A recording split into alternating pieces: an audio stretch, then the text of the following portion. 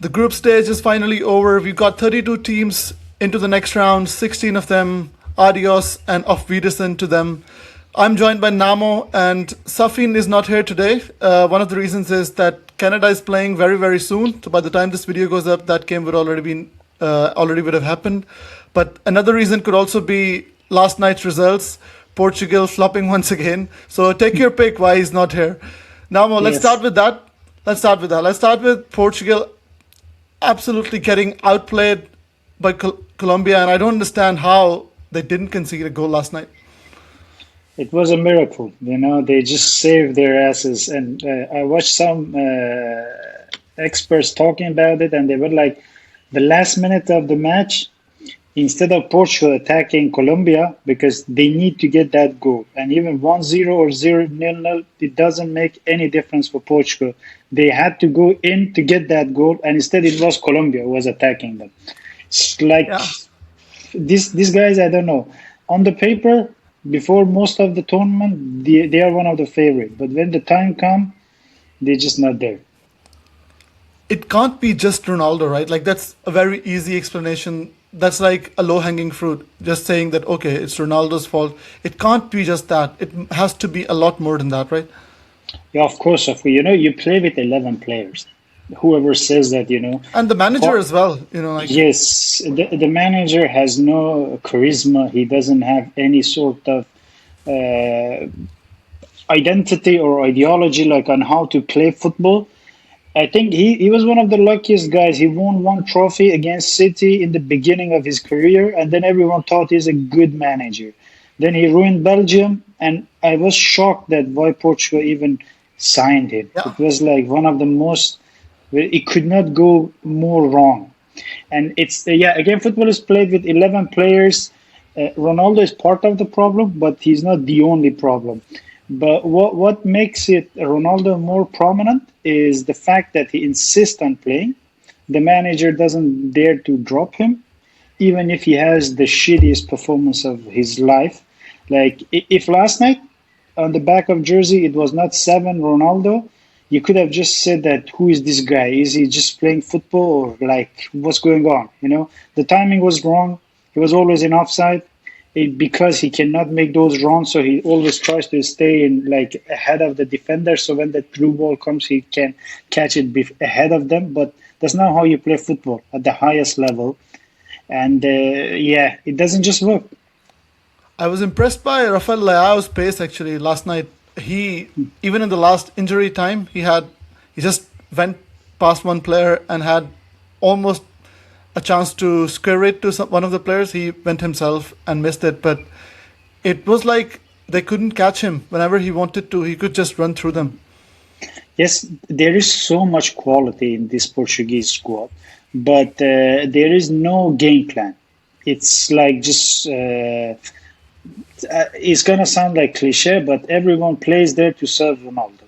And you can't expect, guys that are like at the speed of Ferrari to just accommodate a guy that is like way past his prime. Do you actually think that everyone tries to play to accommodate Ronaldo?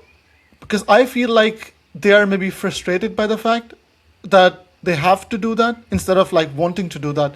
So they're almost like forced to play that way, like as compared to Argentina, where I think everyone wants to play for Messi.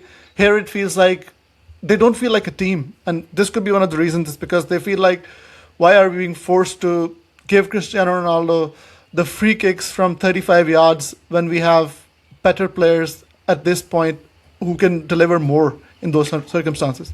The last match, like what kind of shows the mentality of this team and shows how disunited they are, could be like the example when Ronaldo was shouting, I'm back, I'm back.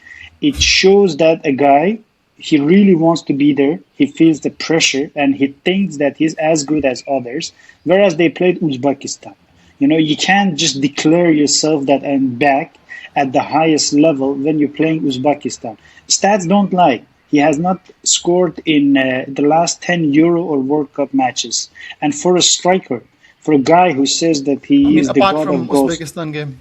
Yes, before Yeah, prior to that, he yeah, had one penalty against Ghana, yeah, and it is a long stretch for any kind of forward. And yeah, it's also like I agree with you. You know, the players feel like the pressure that they have to play him because he's the center of gravity, center of attention. I watched one event in Nations League. Bernardo Silva. He was kind of chosen as the best player. Ronaldo was upset for that. You know, whatever. You know, you should be happy. You should be like kind of be a leader that promote your players, that kind of get them together. Also considering the whole history you have, the whole name you have. yeah. It will just sound like to Argentinian fans hating on Portugal and praising Messi, but we have to say what we feel. And last night when Lo Celso scores that free kick, and the camera cuts to Lionel Messi, and you could just see his smile, his happiness for his team. Mm. That is two very different personalities, don't you think?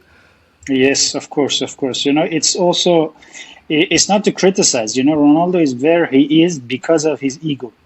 He has always wanted to be in the top spot. He has always wanted to show that he is the best.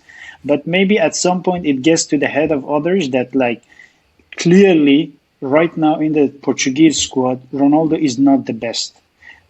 Being far from the best, maybe he's one of the worst in that squad. And all the other players feel like the people coming from PSG, they're like, we are top players. Why would we have to, feel inferior to that player? Why would we have to Yeah, serve that guy? yeah. Literally, they got PSG twice Champions League winners, back-to-back Champions League winners players in there, but they're trying to play around a guy from Al Nasser. Yeah. Moving on to Argentina, 6 goals for Messi. And before the World Cup started, I remember Safin saying Ronaldo will get double digits. I mean, double digits are not that far away from Messi. Also, if you look at the bracket, like Cape Verde, and Yes. if they win that game, Egypt or Australia, I mean, can he get the double digits? I wouldn't be surprised if he gets it because, yeah, just like you said. And please, let's remember one thing. Cape Verde is there because they were number two in their group. And Argentina is one of the teams that got number two among the other teams because all the group winners they would get number three, eight of Yeah, them, 8 of and them. four Yeah. of them they would get number two. And Argentina was one of the unlucky one. And if just Uruguay was as turned on to be the Uruguay we know, they would have played Uruguay. Or if Spanish side they would have lost the match, they would have played Spain. I So feel it's like you're not trying like to respond to Safin's conspiracy theories that FIFA yeah. wanted an easy route for them. I mean, like, the guy is not, tapping in the ball, or there are not some sort of controversial decisions being made. Argentina were dominant in all three matches. They just won all three matches fair and square. He scored some amazing goals, some with the help from the keeper. Bad performance of the keeper. It's not Messi to blame for that.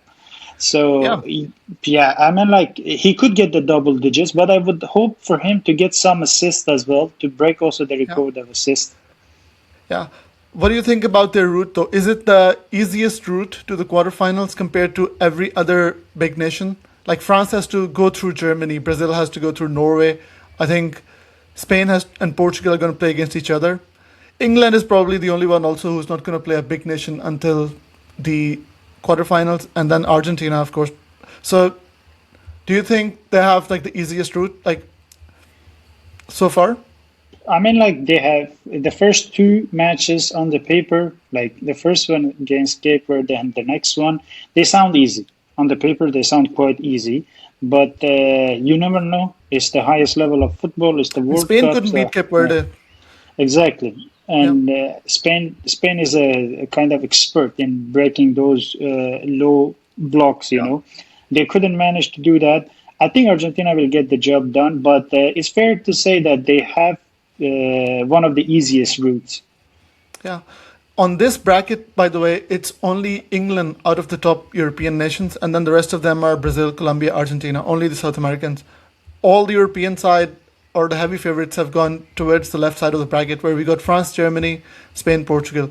Do you think one side of the bracket is is like heavier than the other in terms of the heavyweights we have, or we shouldn't go into the names because, like you said, Portugal, they're not playing as a team. Germany, who have lost against Ecuador, could have lost against Ivory Coast. So if we don't go by the names, then the brackets are probably equally divided. Or do you think some teams have gotten a bit unluckier side of the draw?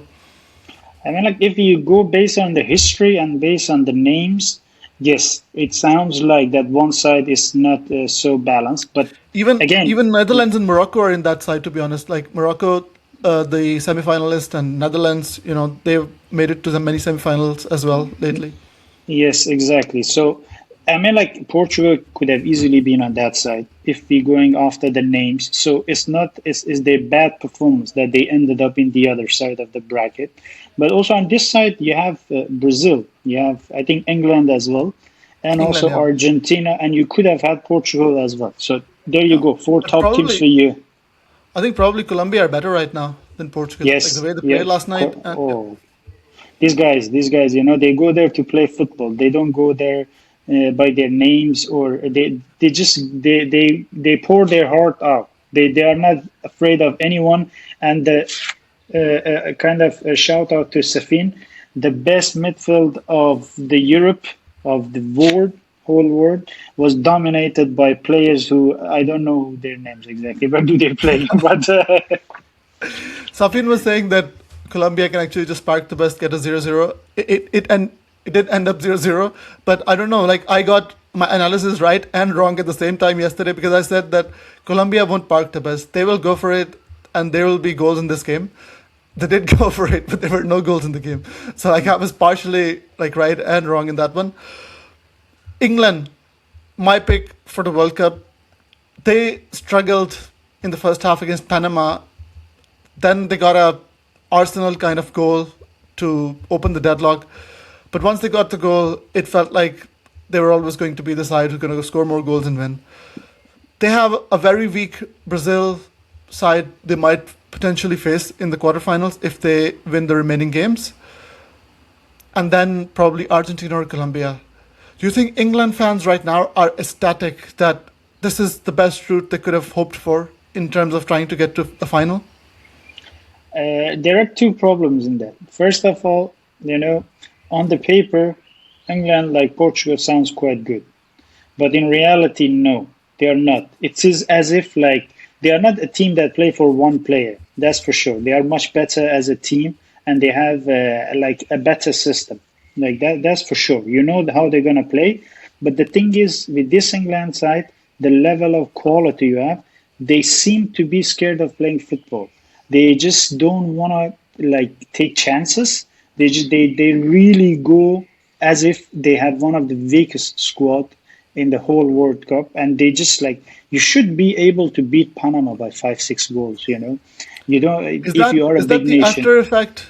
Is that the after effect of Gareth Southgate football? Like he's there for a very very long time, and Thomas Tuchel is not known for his attacking football, anyways. But do you think it has to do something with the kind of coaching appointments they've made? Because the talent is there. Yes, definitely. The talent is there, and I think I agree with you. Gareth Southgate never played attractive football. He just was the coach who he was very pragmatic, and he wanted to get the results. That was what mattered to him the most. And the same goes for Tuchel. He knows how to get the job done, but I'm not sure it's gonna work against Brazil because with the Brazil passion also of have Ancelotti. Ancelotti has also not played like for the last few years. I haven't seen him outsmart someone tactically. He's just a man manager, and also he doesn't want to play that attacking football either.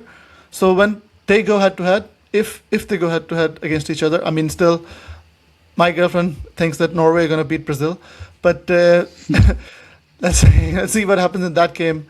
That yes. won't be an easy game for Brazil as well, by the way, when the big guns are back for Norway. But if it gets to England versus Brazil, I would definitely back Thomas Tuchel right now and the English squad against them.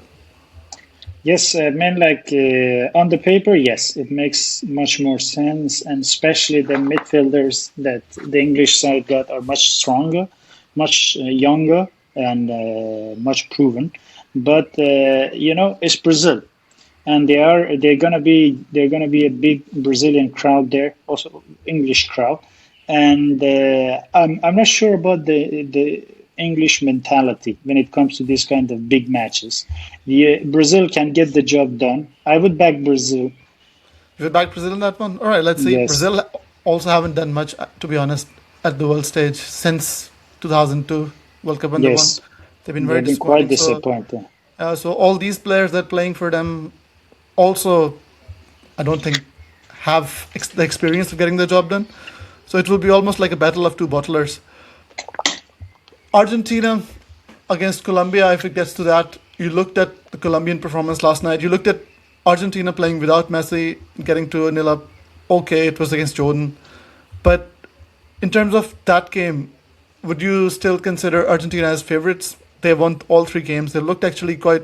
They've looked more solid than the last World Cup, to be honest, if I must say. Yes, they have actually, started quite strong, and I think people don't get enough give enough credit to Yeah, Scaloni. That guy knows his job. It's not just a system that kind of depends on Messi, because if it was a system that depends on a single player, you could find a solution to that game. If you remember from the last yeah, World Cup, Messi was not the one who was scoring like the first goal. Like it was always some other players in some other way of playing cutbacks or like counter-attacking football or dominating the midfield, and then they would score. I think Scaloni and Argentina gonna have a better chance against Colombia, but I would not say that it's gonna be easy. Colombia is gonna make sure that Argentina suffers. I think it's time to give Scaloni some credit as well because he's one of the most underrated managers in the whole world. People people talk about him as if he has no tactics, as Mm, if he just goes in the dressing room and tells them to just play for Messi and give it your all. I don't think it can be just that. When you keep winning for so long, different conditions, different situations. I think he people should give start giving him credit for his tactical knowledge as well, his ball knowledge, and it's not that he has one of the best squads. We've talked about it. It's not one of the mm, best Argentinian sides. He still gets the job done, and it's not like he has parked the best tactics where he's like playing like Gareth Southgate football or Arsenal way. These teams actually, despite what he has available to him, they go out, they try to dominate teams, and they do dominate teams. They do yes. dominate teams who are even better than on the paper. Yes, it's been at least 5 to 6 years.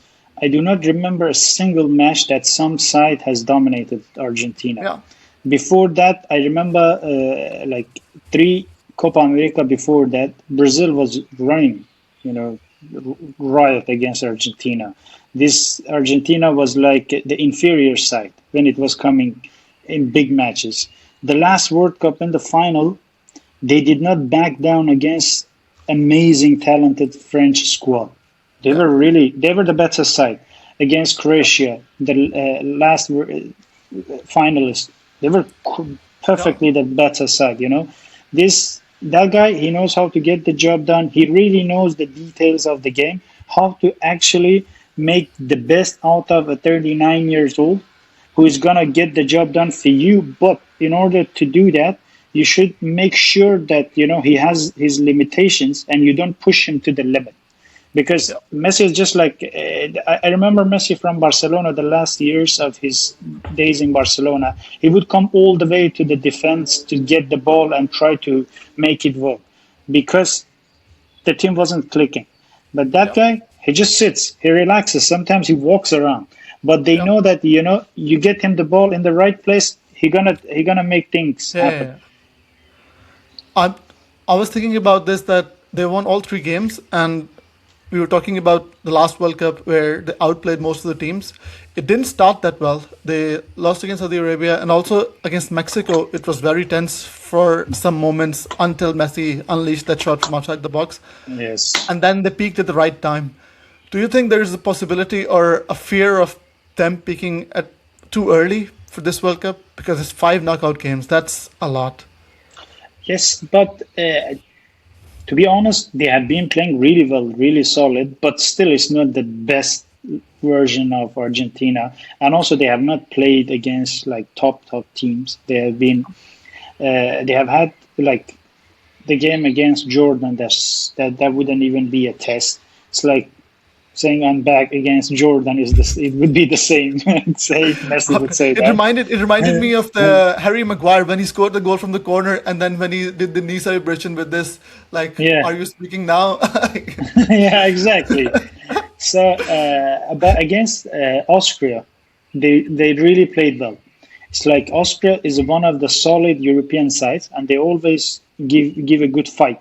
But Argentina outplayed them, especially in midfield. They had a game plan, and it worked to perfection. So I hope that we're gonna see in the next round. Cape Verde don't write them off. You know, they can surprise us. I mean, you said at the start of the World Cup that you didn't know that they played football. Well, now they'll Now play I against know. Argentina. Now you'll know them. Yeah. Yes. Going towards the other side of the bracket, France versus Germany. It's like Portugal versus Spain could also be the fixture of the round of 16. But honestly speaking, I'm not confident that Portugal are even going to beat Croatia. It's not going to be a walkover. Croatia, they are still a very, very good side when it comes to possessing the ball. Is that the fixture, the best fixture of the next round? Croatia versus Portugal? No, I would say Netherlands against Morocco. That would be yeah, because there are two sides that both of them are like playing really good football. So and they know what they do.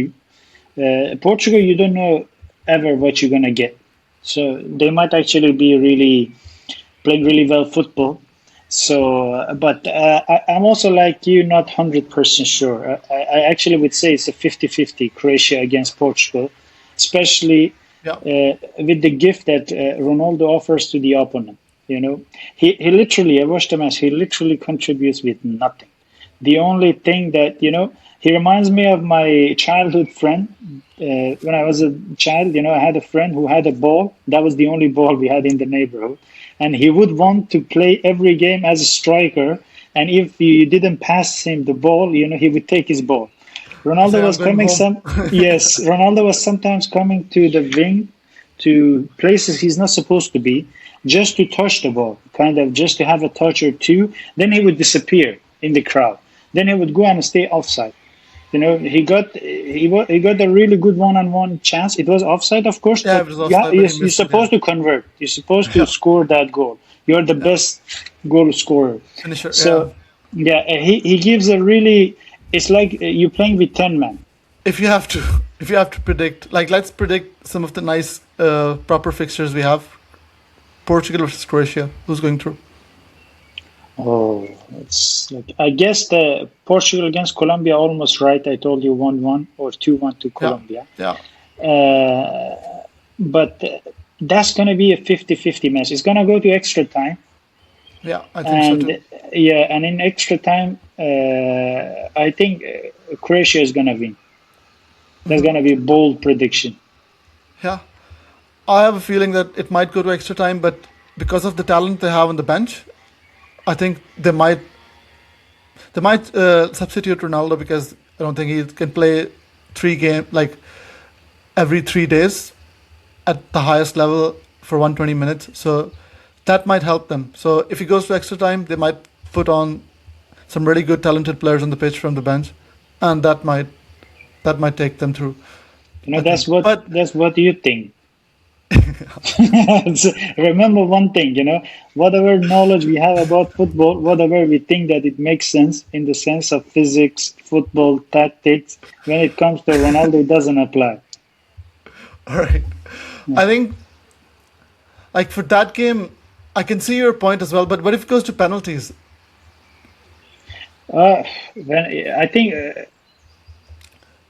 I mean, imagine this: that's Ronaldo misses the penalty, which knocks Portugal out of the World Cup. Like how fitting that would be. Like it's not. I'm not gonna pray for it or anything, but that would be symbolic of this whole World Cup campaign, won't it? Like if it goes to penalties, Ronaldo misses the penalty, they go out against Croatia in the round of 32. The coach gets fired.